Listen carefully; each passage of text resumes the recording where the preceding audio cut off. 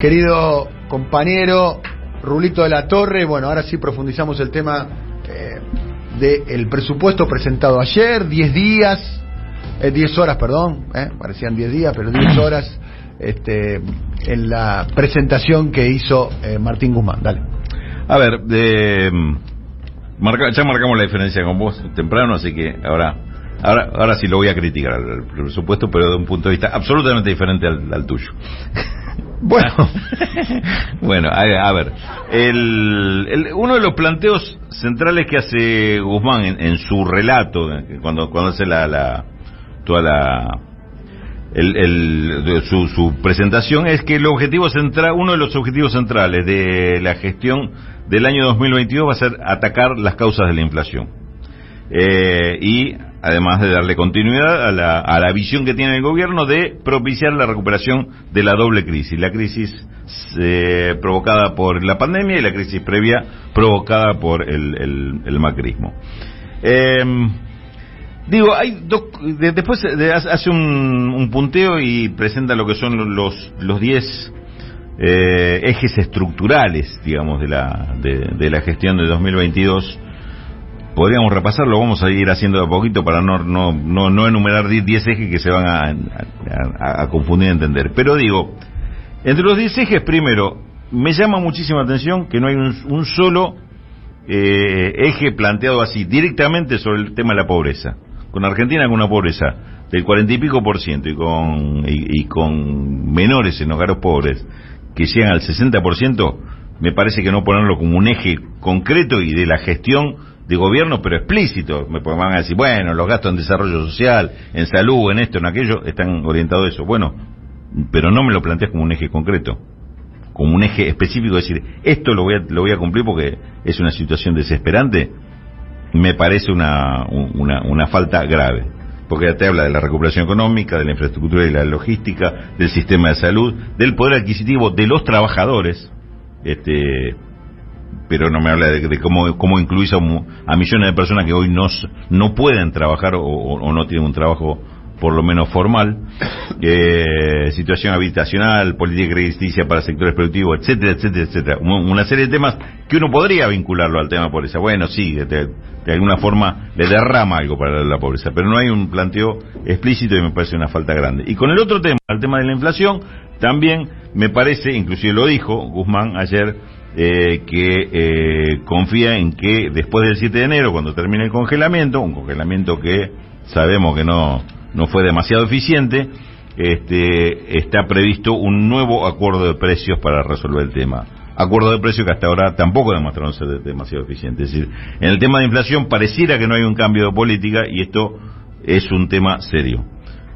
Paso al tema de inflación. ¿Por qué me parece además serio? Porque compromete todo el presupuesto. La verdad que el presupuesto está hecho con una mirada de gastos, obviamente están planteados los gastos en pesos y un gasto corriente, pero con una proyección de inflación que está en el orden del 33% para todo el año. En función de eso se da un crecimiento del PBI del 4%, un dólar que llegaría al mes de diciembre, el dólar oficial, estoy hablando obviamente de 131 pesos, acompañando la inflación. Acompañando esa inflación. O sea, una devaluación que esté casi un poquito por encima de la inflación. Claro. ¿No? O sea, un poquito por abajo. Por debajo. Un poquito por abajo. Hoy está 103, 104, sí. Ponele, ¿no? ¿Cuánto está eso? Sí, es un 30% de devaluación. Claro. Un poquito menos del 30%, o sea, 33, por debajo de la inflación. Por debajo del 33 que sería la inflación. Y una recaudación que aumentaría un 45%. Claro, una recaudación que aumenta un 45%, 12 puntos más que la inflación, obviamente eso es lo que te reduce el déficit fiscal. El déficit. O sea, pero partir de un presupuesto fuerte, que con la misma política vas a bajar la inflación 20 puntos. Entonces ahí me parece que hay un problema. Que estas cosas se tiran más o menos con proyecciones y nunca salen exactamente así, porque sobre todo cuando tenés una economía inflacionaria y tan desequilibrada con la Argentina, está bien. Ahora, vos me marcas una proyección con este eje, que va a ser la inflación del 33%. Cuando empieza a fallar eso, ¿a dónde metes mano? ¿Para qué lado metes mano? Porque ahí empiezan los desvíos. Con estos valores, por ejemplo, ¿te quedás con que los valores de gastos los vas a mantener en función de lo que vos esperabas?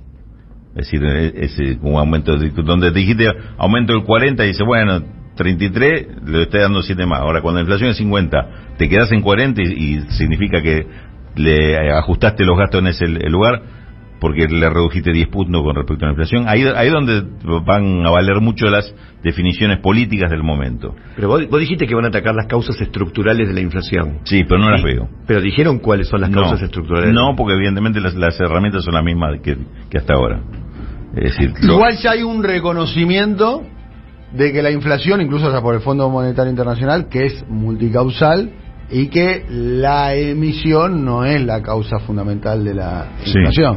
Vamos, ya me parece que el reconocimiento... Ya poquito vamos, ¿no? El reconocimiento ya está... De hecho, hasta el Fondo Monetario lo pone en sus propios escritos. Es más, yo creo que por eso le aflojaron, contrariamente a lo que... digamos, un poco lo que discutíamos esta mañana. Por eso creo que le aflojaron la mano con respecto al tema de la emisión monetaria. Claro. Es decir, pues una de las cosas repasadas esta mañana, yo decía, no es una política. Está claro que la emisión... presupuesto esperando lo que diga el fondo, pues de hecho dice el 33% del déficit se va a financiar con emisión monetaria. Lo dice el presupuesto. Sí. No, está claro. Por ejemplo, en el año 2021, la emisión monetaria en los Estados Unidos fue del 25% de la base monetaria, porque expandieron mucho por el COVID, ¿te acordás que te mandaban un cheque a tu casa para que te quedes en tu casa en los momentos muy dramáticos? Y la inflación fue del 1.4. Vos expandís 25 y es 1.4 la inflación, lo cual, ¿qué tipo de teoría? Esto el gran tema, yo no soy un especialista en el tema, acá el especialista es Rulo, pero la gran discusión con los monetaristas, ¿qué tipo de teoría económica que no se verifica en la principal economía del mundo? Donde la inflación es la base monetaria, o sea, la plata en los bolsillos de los norteamericanos o en las cuentas a la vista de los norteamericanos, que es la base monetaria, aumentó 1 de cada 4 dólares, era nuevo, de la maquinita. Platita. Claro, es el plan platita de Donald y el plan platita de Biden, Sí.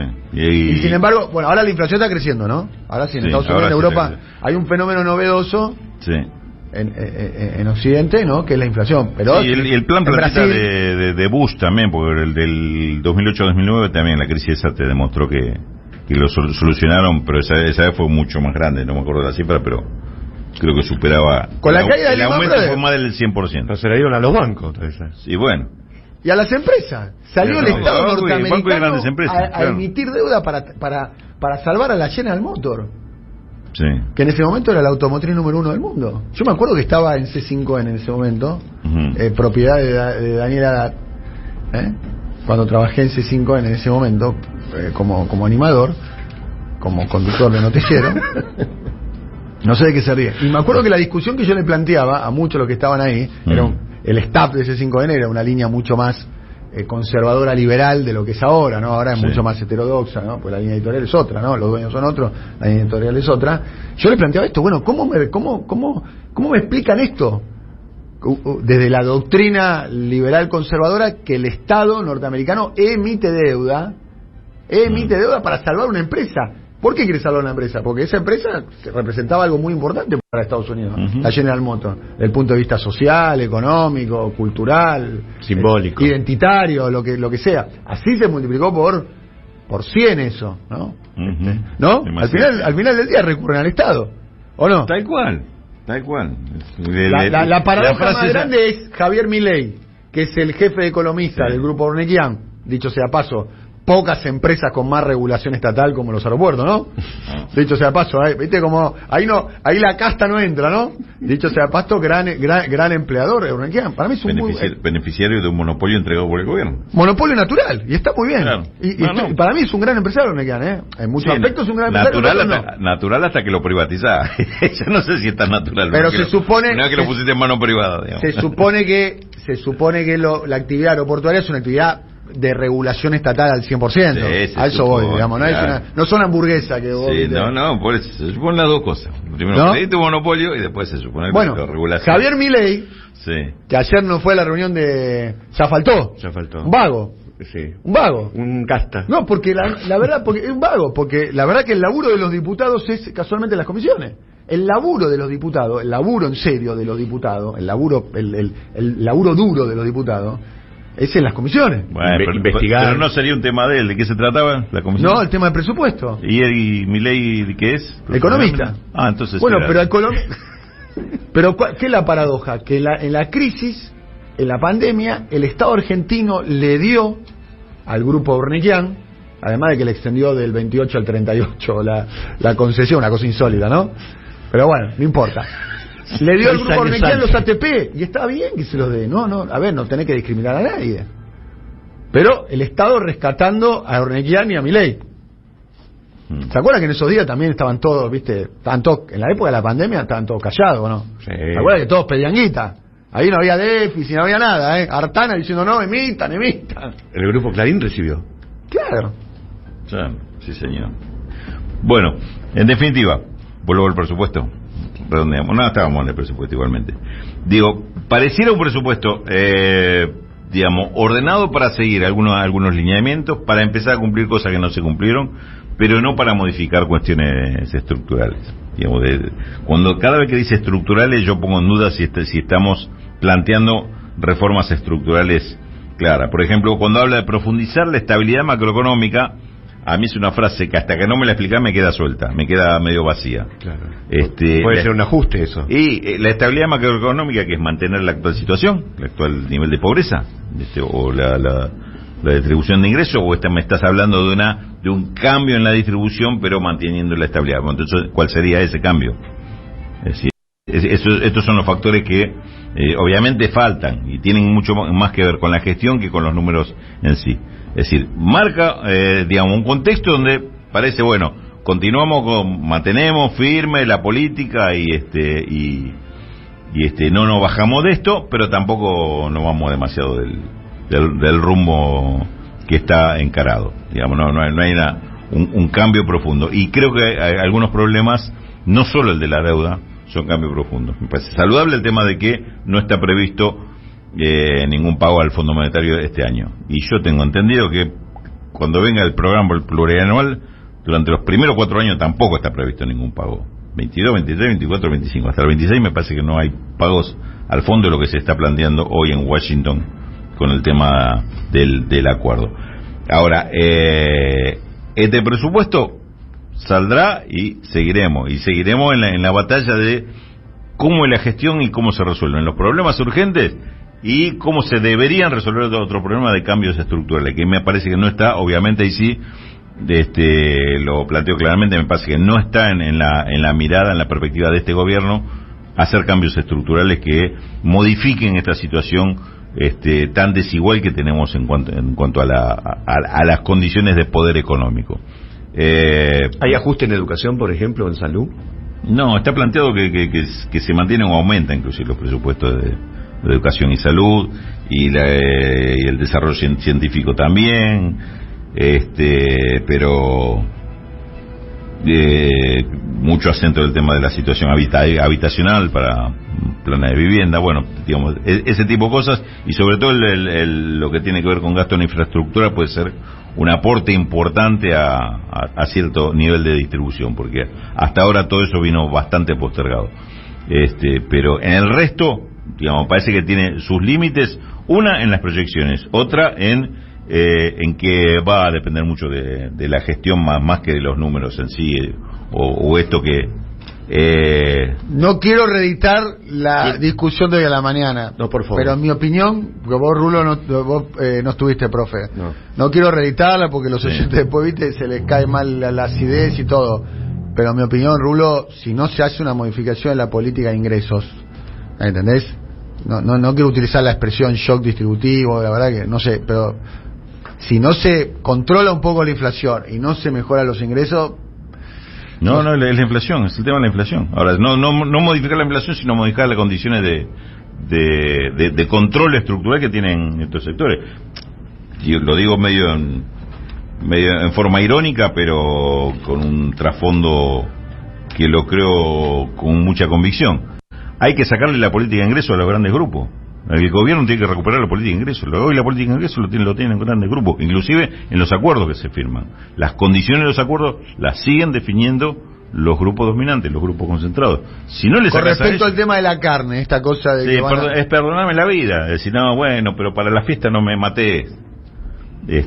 Hay un planteo un poquito más de fondo con respecto al año que viene. Me parece que el acuerdo Domínguez de la semana pasada avanza un poco, vuelve a poner el Estado en medio de la pelea, en medio de la discusión, pero hay que ver todavía, ¿no? Hay que ver, digamos, tiene otro sistema de control o por lo menos monitoreo de las exportaciones que es interesante, pero digo, me parece que ahí nos seguimos quedando cortos. O sea, a ver, hablando concretamente y poniéndome en otro lugar, de desarrollo ni hablemos.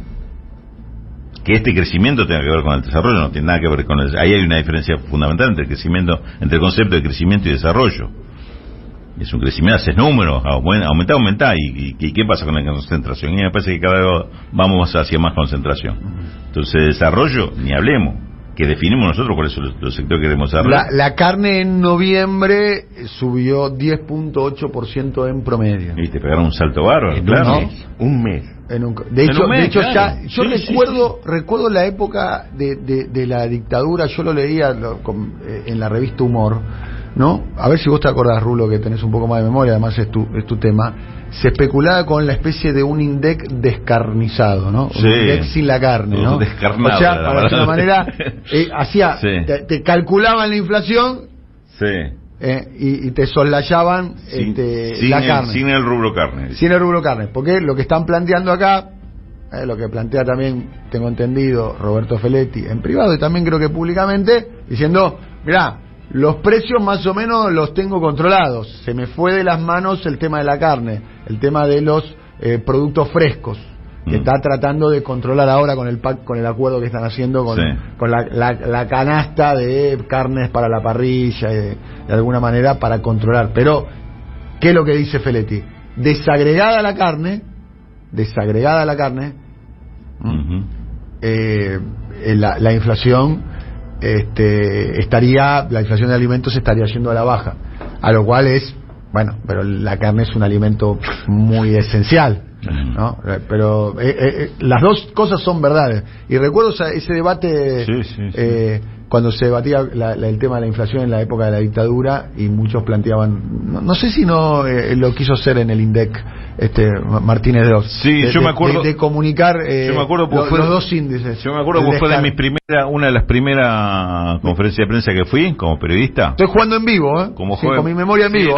Pero yo te digo, al primero que le escuché decir eso fue a Guillermo Walter Klein.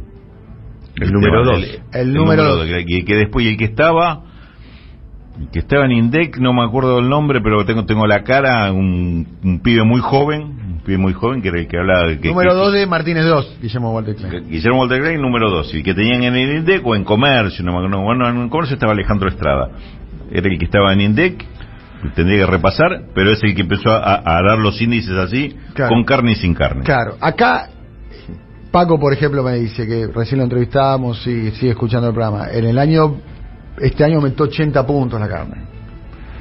El 2020 aumentó 80 puntos. O sea, casi, de alguna manera, en un punto...